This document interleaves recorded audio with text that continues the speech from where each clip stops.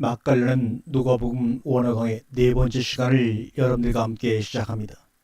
오늘 본문은 누가복음 14장 12절과 14절 말씀을 가지고 누구를 청할 것인가 라는 제목으로 주신 은혜를 나누겠습니다. 먼저 본문을 함께 읽겠습니다. 또 자기를 청한 자에게 이르시되 내가 점심이나 저녁이나 베풀거든 벗이나 형제나 친척이나 부한 이웃을 청하지 말라. 두렵건대 그 사람들이 너를 도로 청하여 내게 가품이 될까 하라. 잔치를 배설하거든 차라리 가난한 자들과 병신들과 저는 자들과 소경들을 청하라. 그리하면 저희가 갚을 것이 없는 거로 내게 복이 되리니 이는 의인들의 부활 시에 내가 가품을 받겠음이니라 하시더라. 아멘. 오늘 방금 읽은 본문은 예수께서 자기를 청해준 사람에게 한 말씀입니다. 예수는 지금 초대받은 자의 입장에서 초대한 자의 마음을 읽고 하나님이 원하시는 청함의 대상을 그들에게 설명하고 있습니다. 예수를 청한 사람을 바리새인의 두령으로 볼 때, 물론 성경에서 구체적으로 지적하는 것은 아니지만 1절의 말씀 안식일에 예수께서 바리새인의 한 두령의 집에 떡잡수로 들어가시니 이에서 유추하건대 그가 예수를 청했다고 할 수 있을 것입니다. 그러면 이 사람은 왜 예수를 청했을까? 이 사람에게서 예수는 부한 이웃이었을까 아니면 가난한 자였을까?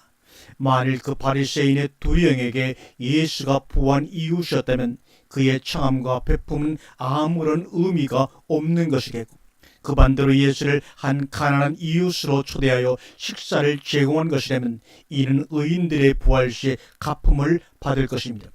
이 비유는 오늘날 우리에게도 살아있는 하나님의 말씀입니다. 우리가 우리의 삶으로 초청하는 예수는 과연 부한 이웃인가 아니면 가난한 이웃인가? 한 끼 식사를 베푼 아름다운 삶도 그 대상이 오갈 데 없는 소자가 아니면 아무런 의미가 없습니다. 친구나 형제들과 함께 식사를 나누는 것은 의인들의 부활 시에 가품을 받지 못합니다. 예수는 오늘 우리에게 정말 오갈 데 없는 소자로 있는가? 오히려 구원의 능력과 선물을 하나를 안고 서 있는 부한 이웃이 아니신가? 그에게 잘못 보이면 천국도 못 가고 그의 눈밖에 났다간 사업이 망할 수도 있게 그처럼 예수를 환영하고 믿고 있지는 않는가? 예수가 그를 청한 자에게 부한 이웃을 청하지 말라고 경계하는 것은 이미 그 바리새인이 예수를 부한 이웃으로 청했다는 반증이 아니고 무엇입니까? 그는 능력 있는 예수, 율법의 내용도 훤히 통달하고 있는 예수를 청하여 자기 편으로 만들거나 수틀리면 없애버리는 할 요량으로 예수를 청했던 것입니다. 그러므로 저희가 예수의 동태를 엿본 것은 예수를 자기 편으로 할 수 있을 것인지에 대한 모색의 단계였습니다. 안식일을 지키는 문제에 대하여 자기들의 견해를 거부하지 않고 자기들과 합작이 가능할 것 같으면 예수는 그날로 상당히 높은 자리를 약속받고 그들의 부한 이웃이 되었을 것입니다. 그러나 예수는 그들의 기대대로 움직이지 않았고 그들은 그들대로 예수와는 도저히 어울릴 수 없다는 것을 눈치를 챘을 것입니다. 그렇다면 남는 것은 격별입니다. 앞으로도 자주 우리가 얘기를 하게 되겠지만 십자가는 이러한 격별의 마지막 결과입니다. 예수는 우리에게 부한 이웃으로 오지 않았고 앞으로도 오지 않을 것입니다.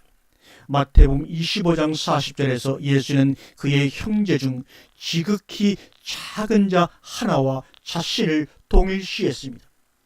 우리가 우리의 삶으로 초청해야 할 예수는 우리를 구원하고 우리를 천국으로 인도하는 예수가 아니라 우리가 보살펴야 하고 우리가 도와주어야 하는 지극히 작은 자입니다. 그러나 오늘날 우리들의 모습은 이와는 정반대로 치닫고 있습니다. 로마 교황이 이 땅을 방문하면 제주도에서 비행기를 타고서라도 그를 한번 아련하고자 하는 사람은 많아도 수없이 많은 이 땅에 예수는 오늘도 갈 바를 알지 못하고 떠돌고 있습니다. 수천 평도 모자라 수만 평을 성전부지로 확보하고 있는 교회의 교인들도 당회장 목사님이 자기 집에 오신다면 며칠 전부터 그를 영접하기 위해 부산을 떨겠지만 이 땅에 버려진 자, 지극히 작은 소자 하나를 위하여 냉수 한 잔을 줄 여유는 없다는 사실입니다. 이유가 어디에 있습니까? 어찌하여 예수를 믿고 성경을 사랑한다는 사람들의 삶이 이처럼 예수와 반대되고 성경과 다른가 이 말입니다. 이들은 하나님의 은혜가 그들 삶의 원리로 적용되는 것이 아니라 인간 세상의 거래 원리로 하나님이라는 신앙의 세계까지 사들이고 있습니다. 신앙생활은 이미 투자가 되어버렸고 헌금은 구원이라는 상품을 사기 위한 대가가 된 지 오래입니다. 오늘날 기독교가 아무리 자기네들의 헌금이 중세시대 천주교가 팔아먹은 면죄부와 다르다고 강변하더라도 그렇습니다. 오히려 솔직히 그 시절이 솔직하고 순박했습니다. 그리고 그때는 영수증 면죄부라도 주었지만 요새는 그런 것도 없이 어리석은 백성들을 미혹하고 있습니다. 그래서 요한계시록 18장 10절과 13절은 이렇게 우리에게 경고합니다. 화 있도다, 화 있도다. 큰 성 견고한 성 바벨론이요, 일시간에 제 심판이 이르렀다 하리로다. 땅의 상고들이 그를 위하여 울고 애통하는 것은 다시 그 상품을 사는 자가 없습니다.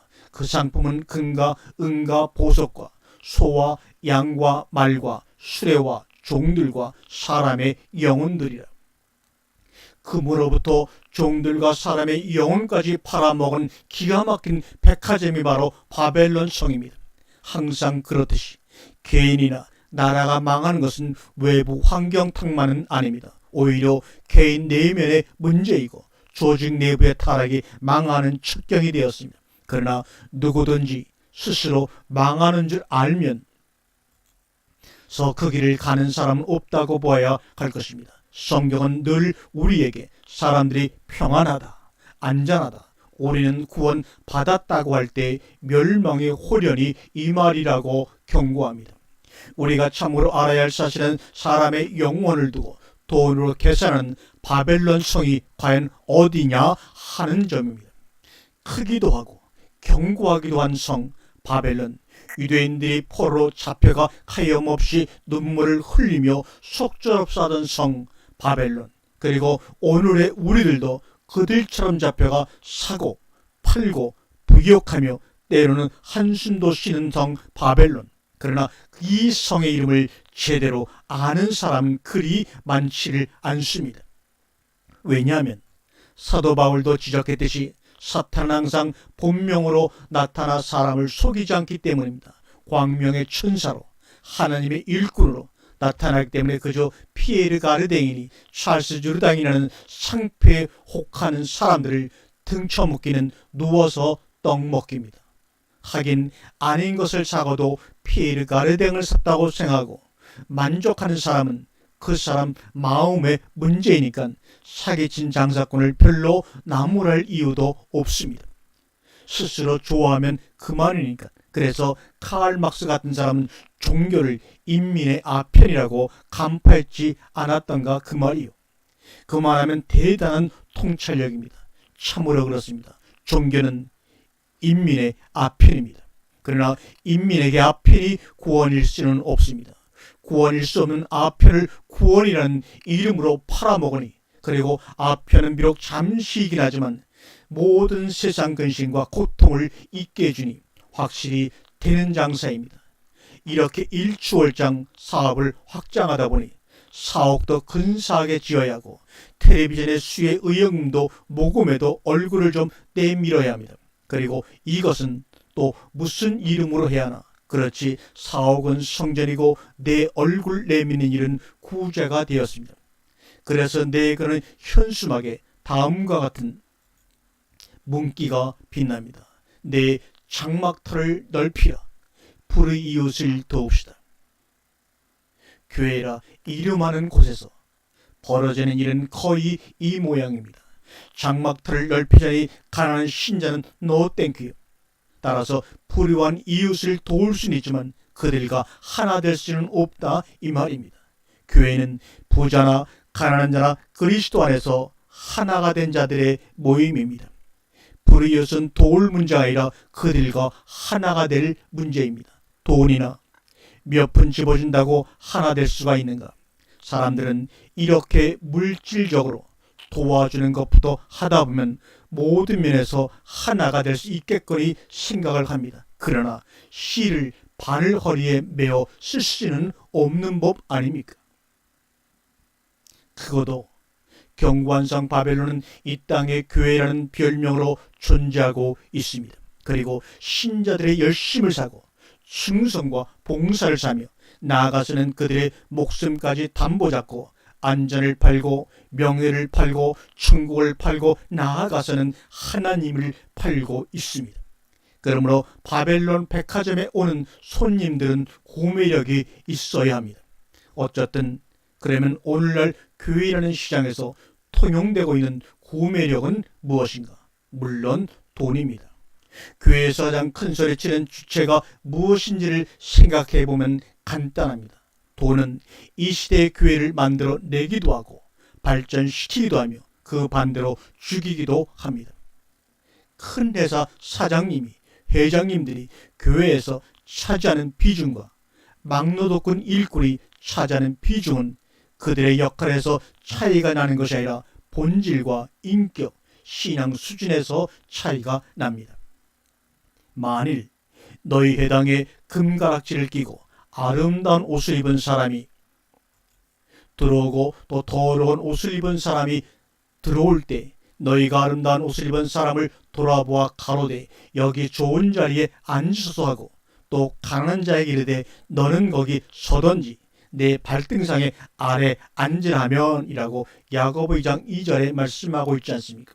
여기 야고보의 지적에서 A라고 떳떳이 말할 수 있는 교회가 이 땅에서 과연 몇이나 되겠습니까?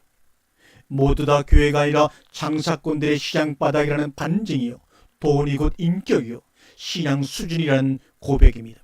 그러나 교회 안에서 구매력을 가지는 것은 돈만은 아닙니다. 주로 돈이지만 때로는 어떤 사람의 주의나 열심, 교회를 향한 충성심도 구매력이 되며 나아가서는 당회장 목사님과의 인간적인 관계도 구매력의 한몫을 담당합니다. 그러다 보니 무엇이든 있어야만 교회를 찾을 수 있게 된 현실이 되고 말았습니다. 우리가 부르는 찬송가는 내 모습 이대로 주 받으옵소서로 되어 있지만 그건 어디까지나 찬송가 속의 얘기요.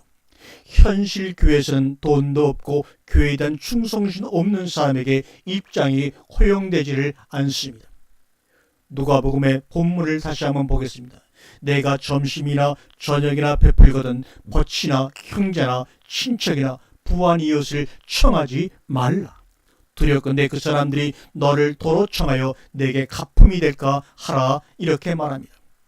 예수님은 식사 자리에 벗이나 형제나 친척이나 부한 이웃을 청하지 말라는 이유로 그 사람들이 너를 도로 청할 수 있다는 점을 들고 있습니다. 청함을 입은 일에 대하여 담내할 수 있는 사람은 아예 청하지 말라는 부탁입니다. 담내라는 것은 곧 거래의 전제입니다. 부한 이웃을 청한다는 자체가 청하는 사람의 입장에서는 은연중에 다음은 저가 나를 초청하겠지 하는 마음을 품고 있는 것입니다. 이 말씀은 하나님이 우리를 부르시는 청하시는 모습을 역설적으로 설명해주고 있습니다. 우리는 아직 하나님의 벗도 아니며 형제나 친척은 더더욱 아닙니다. 그렇다고 우리가 하나님과 견줄 만한 그의 부한 이웃도 아닙니다. 우리는 우리 가난의 극치에서 하나님을 만났습니다. 우리가 아직 죄인 되었을 때 하나님의 사랑이 우리에게 부음받았으며 우리가 경건치 아니할 때 그리스도께서 우리를 위하여 죽으셨다고 로마서 5장 5절과 9절에 말씀하고 있습니다. 우리 하나님이 가장 싫어하시는 것은 주고 받는 거래의 원리입니다. 하나님은 우리가 우리 죄를 지고 죽을 수밖에 없는 상황에서 아니 이미 죽어 있는 우리를 살리시고 길러 가십니다. 그러나 하나님은 우리를 키워서 소위 우리의 섬김을 받고자 이런 일을 하시지 않습니다. 흔히 사람들은 하나님은 원치 않더라도 우리가 자발적으로 자원해서 하나님을 섬긴다고 하면 또 그렇게 하는 것이 구원받은 자의 도리라고 합니다. 그러나 이 도리라는 말의 아름다움 속에 숨겨진 거래 원리를 찾아내기는 쉬운 일이 아닙니다.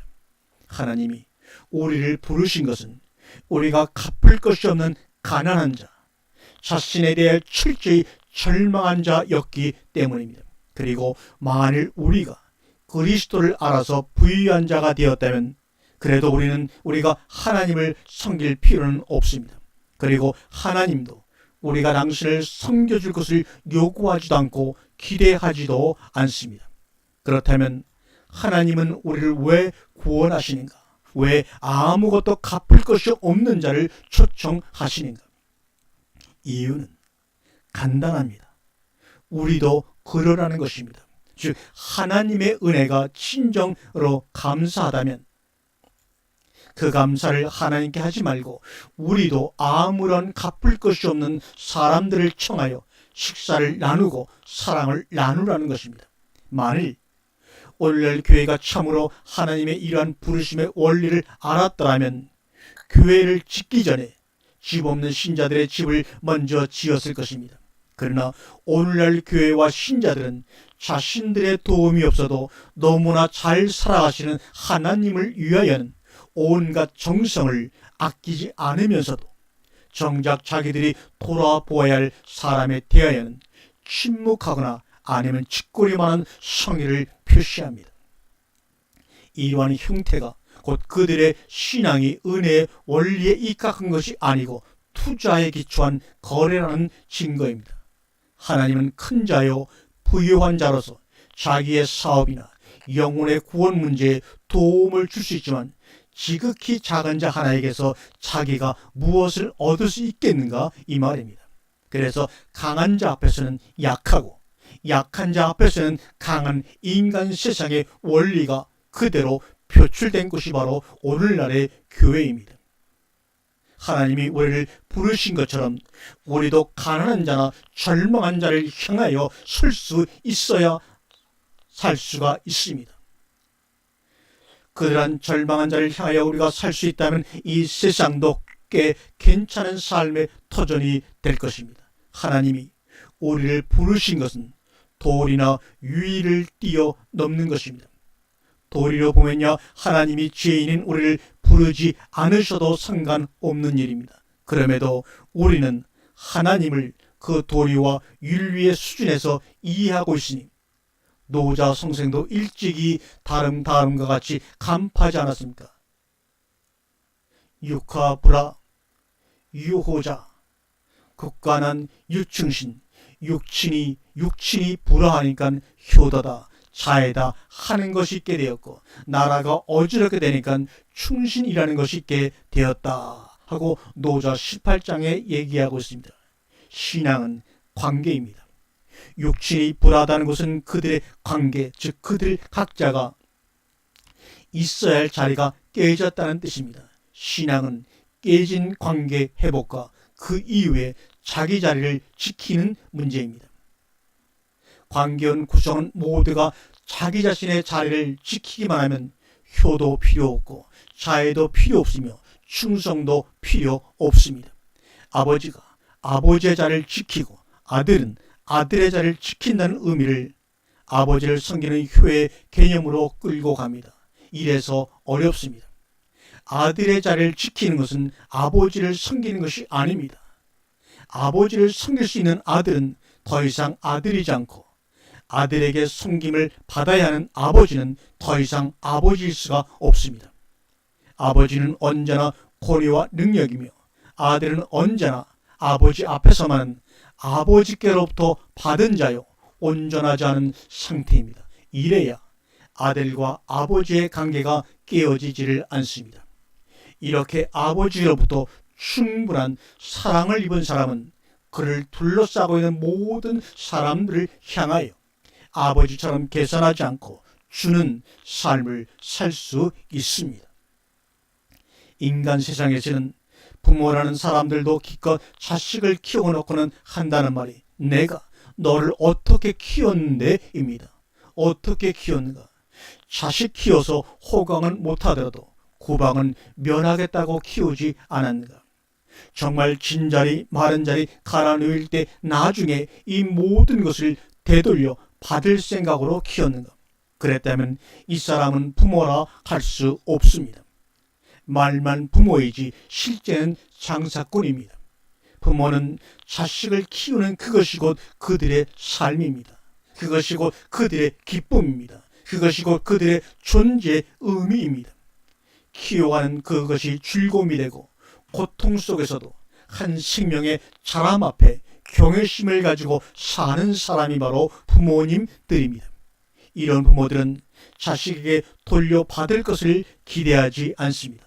다만 그의 자식들도 자신처럼 살아주기를 바랄 뿐입니다. 이것이 하나님이 우리를 향해 가지고 계시는 원함입니다. 당신이 우리를 청하신 것처럼 우리도 다른 사람들을 청하기를 원하시는 하나님을 알게 될 때 우리는 더 이상 하나님을 섬기려고 애쓰지 않을 것입니다. 하나님의 청함을 바로 아는 사람은 자기도 그런 이웃을 청할 줄 압니다. 잔치를 배설하거든 차라리 가난한 자들과 병신들과 저는 자들과 소경들을 청하라. 그리하면 저희가 갚을 것이 없는 거로 내게 복이 되리니. 아멘. 되돌려 받을 것이 없는 사람, 오늘 제가 주기만 하고 끝내야 되는 사람을 청할 줄 알아야 합니다. 오늘날 하나님의 교회에 가난한 자들과 병신들과 저는 자들과 소경들이 가득 차 있다면 이러지 않을 것입니다. 교회는 그 가난한 자들의 먹고 입고 살 것 때문에 성전을 지을 틈이 없을 것이며, 하나님은 인간들이 성전을 짓는 것보다 이러한 유무상통을 더 좋아하십니다. 혹시 지어진 성전이 있다면 이는 저는 자들과 병신들의 놀이터가 되어야 할 것입니다. 교권 다툼을 위하여 치고박는 싸움도 없을 것이며, 장로 되는데 얼마를 현금했는지 그것으로 떠버리는 일도 없을 것입니다. 그러므로 우리가 흔히 부르는 찬송가 중에 아무나 와도 좋소라는 찬송은 이런 의미에서 수정되어야 합니다. 하나님은 아무나 오는 것을 원치 않습니다. 가난한 자, 병신, 저는 자, 그리고 소경만 오라 하십니다. 오직 가난한 자와 연약한 자들만 하나님 나라에 입장할 수가 있습니다. 하나님은 이런 사람들을 고치고 부유하게 하는 것이 당신 삶의 행복인 분입니다. 그리고 그렇게 하여 부하게 된 우리가 하나님께 충성하는 것을 보고 싶은 것이 아니라 우리도 하나님과 똑같이 가난하고 병든 자를 영접하여 그들과 하나 되는 삶을 보고 싶은 것입니다. 아멘.